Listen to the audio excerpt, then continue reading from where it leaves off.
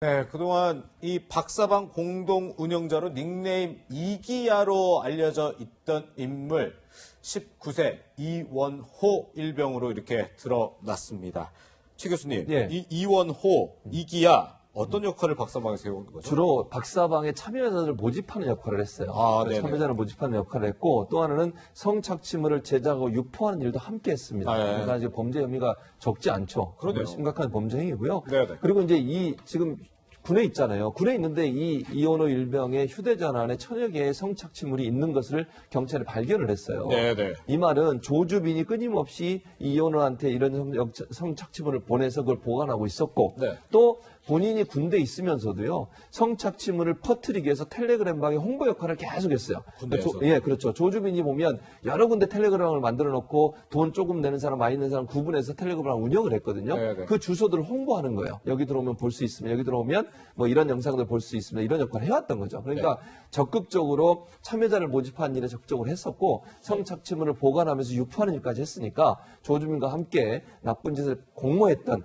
그런 전력이 있는 사람이라고 볼 수 있겠죠. 네, 변호사님. 이 군에서 피의자의 신상을 공개한 건 이번이 처음인데 뭐 그만큼 사안이 중대하다 이렇게 본 걸까요? 예, 이제 신상 공개 같은 경우에는 저번에 이제 붓다 강훈이 있죠, 이름이. 네, 강훈. 붓다 강훈 이제 만 18세인데 19세 되는 해에 1월 1일 넘었기 때문에 이제 공개가 되지 않았습니까? 네. 이 사람은 19살이고 일단 나이는 19살이니까는 신상 공개 대상 범위에는 포함이 되고 또 이제 디지털 성범죄도 관련 법상 그 신상 공개가 될 수 있는 부분이 있고 지금 이 사람들이 행한 범죄라는 게 그냥 음란한 영상물이 아니라 성착취물을 유포를 하고 회원들을 모으고 제작하고 이런 범위에까지 좀 광범위하게 관여를 했던 만큼 그 죄가 심각하단 말이에요. 그렇기 때문에 어떤 공익에 이 사람들의 신상을 공개해야 될 공익상 필요가 있다고 봐가지고는 군에서도 이번 같은 조치를 취하지 않은가 보고 있습니다. 앞으로 근데 신상 공개의 범위는 이런 성착취물 영상과 관련해서는 계속 확대가 될 것 같아요. 그렇군요. 네. 이게 뭐 전례가 될 테니까요. 어쨌든 아까 근데 군대 내에서 이 연락을 계속 주고받았다는 얘기 최 교수님 얘기를 해주셨는데 어쨌든 지금 군대 내에서 이제 휴대전화를 쓸 수 있게 바뀐 건데 이게 물론 이제 긍정적인 방향도 있을 텐데 이런 좀 디지털 성범죄 군대 내에서도 가담할 수 있는 이런 뭐라고 해야 될까요? 부작용도 상당한 것 같네요. 그 부작용이 있을 수밖에 없어요. 뭐 네. 그래서 제가 뭐 휴대전화를 쓰지 못하게라 이렇게 얘기할 수는 없지만 그렇죠. 예, 조금 예. 주의를 가질 필요는 있다. 네. 그리고 개인 사생활의 문제이기도 군대가 이걸 또 검열을 할 수도 없잖아요. 휴대전화를 그렇죠. 가지고 있는 예, 부분. 예. 그래서 일정 부분 조금 이 휴대전화 사용 문제는 검토를 해서 앞으로 어떤 방향으로 하는 게 좋을지를 좀 검토해 봐야 돼요. 이렇게 아무 영상이나 받아서 나쁜 일을 하는데도 군대에서 이런 일을 하고 있으니 근데 안에서 또 뭐 퍼트렸을 수도 있는 그럴 거잖아요. 가능성도 예, 전혀 예. 배제할 수 없는 거죠. 네, 또 네. 반대로 우리가 그냥 의혹을 제기해 보면 군 내에 있는 사람도 이걸 또 이용했을 가능성이 있는 사람이 있을 가능성도 있는 거잖아요. 그러네요. 예. 그러니까 휴대전화를 가지고서 이렇게 군 생활하면서 정말 국방의 의무를 전적으로 담당해야 되고 정신전력 측면에서 중요하잖아요. 이런 건전한 생각과 사고방식 가지고 나라를 지키겠다는 그런 어떤 강력한 정신무장을 통해서 군대가 운영돼야 될 텐데 네. 이런 일들에 노출이 되거나 이런 일을 하고 있었다고 하니까 과연 이 이원호 일병 같은 경우에 군대에 있으면서 무슨 생각으로 군 생활을 했는지 모르겠어요.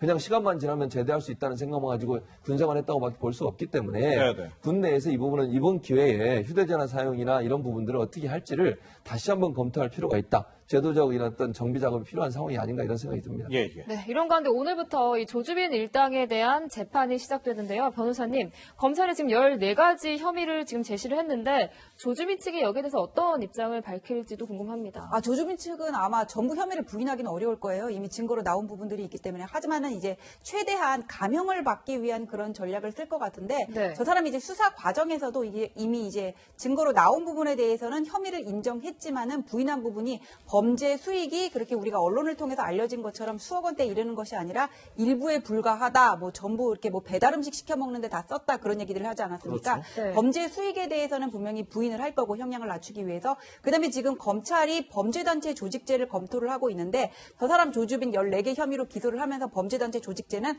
아직 검토가 끝나지 않아서 빠져 있었거든요. 네. 범죄단체 조직죄가 들어가면 자신의 형량이 충분히 이게 늘어나기 때문에 그 부분에 대해서도 아마 일반적으로 범죄단체라고 얘기할 수 있는 그런 조직처럼 위계 질서가 있는 게 아니라 우리는 상대방의 신원도 몰랐고 이게 무슨 내가 총 책임자로서 지시를 한 게 아니라 그냥 그때그때 필요에 따라서 공모한 정도에 불과하다. 이게 그리고 또 지속이 되지는 않았다. 이런 식의 변론을 펼 가능성이 있습니다. 네. 네. 이게 수사 과정에서 이제 범죄단체 조직죄 말씀하신 것처럼 이것까지 추가가 될 경우에는 어떻게 뭐 검찰 구형량 같은 경우는 뭐 무기징역까지도 가능한 상황일까요?